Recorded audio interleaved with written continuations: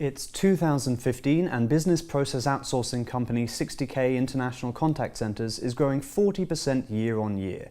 But when scaling up your client base means scaling up your workforce to match, how do you sustain a positive workplace environment and retain your valued staff? Joining me with his answer, CEO John Gladwish. Take me back to that time. 60K started with just 200 employees. What was the culture like? The culture had a real family feel to it. Everybody pulled together. I knew everybody within the management team and the people who actually worked for me. I would know them by name. I would know a little bit about their family history, their likes, their dislikes. So it was very, very easy for us to gel together and to produce the excellent results that we were doing at the time. We were growing 40% year on year. And this wasn't just revenue, this was in staffing. And the culture was changing because of the pressure on the company to grow and to induct people as quickly as possible because of the demands of the clients. So bringing new people in, assimilating them into the culture of the company started to become a little difficult because we were working very, very hard. People had less time to pay attention to the little nuances that you need when introducing and inducting staff to the company. Can you give me an example of a way that the culture was changing? So people felt that they weren't cared for or weren't trained enough to have the skills to actually start the job on the first day. And it was quite frightening for them.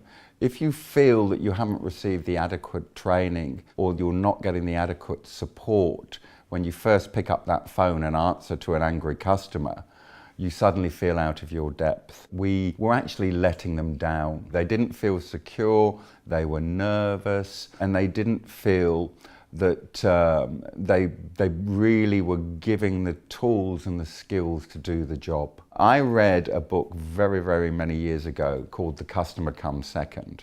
And if you look at all the different customer service books that are written, this is almost anti whatever is suggested. It's always the customer is king, the customer can do no wrong. But the ethos of this book was if you put your staff first, then they will always put the customer first. So we embarked on a practice to improve the benefits and the facilities for all the staff who worked at 60K. The solution that you found and adopted was the investors and people standard. How did that work for you? That worked very, very well because we'd grown so quickly. What we were really looking for was their engagement into the company. That they realised that the company would care about them, look after them, and in turn that they would give the same back to the company.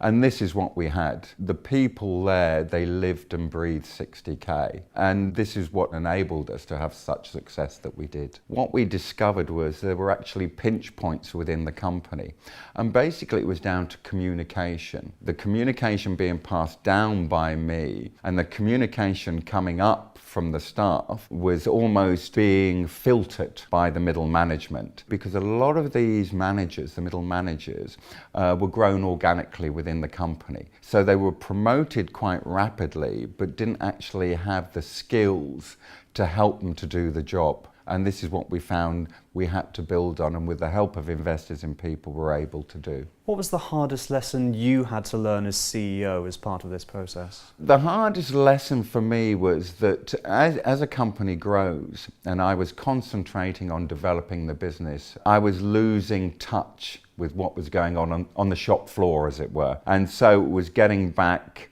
to becoming more involved with the staff and their concerns and their needs. I remember many years ago when I started my working life, going into the lift with my boss, and he didn't even look at me. He looked everywhere at the ceiling, at the floor, but didn't acknowledge me at all. And what I always do is I say, hi, how's it going today? How's our customers? Have you had any problems? Is there anything you want to share with me? So what advice would you give to other CEOs who want to create a similar culture for their business? The advice I would give to them is to be open all the time. We have an open door policy, so they can actually come to me. If my door is open, they can walk inside. We have a restaurant. If I'm having a coffee, they can come, sit at my table, talk to me. We have open email communication. All of them have my direct phone number and can phone me 24 hours a day. And it doesn't matter, they can be a new starter who've only been with the company a week. They are given this channel of communication. Well, John, thank you very much. Thank you. Thanks for watching. If you have a story on building a positive work environment for your team, let us know in the comments. You can subscribe here for more of our videos, and for the latest business, finance and strategic insights transforming Europe, you should open a channel of communication with EuropeanCEO.com.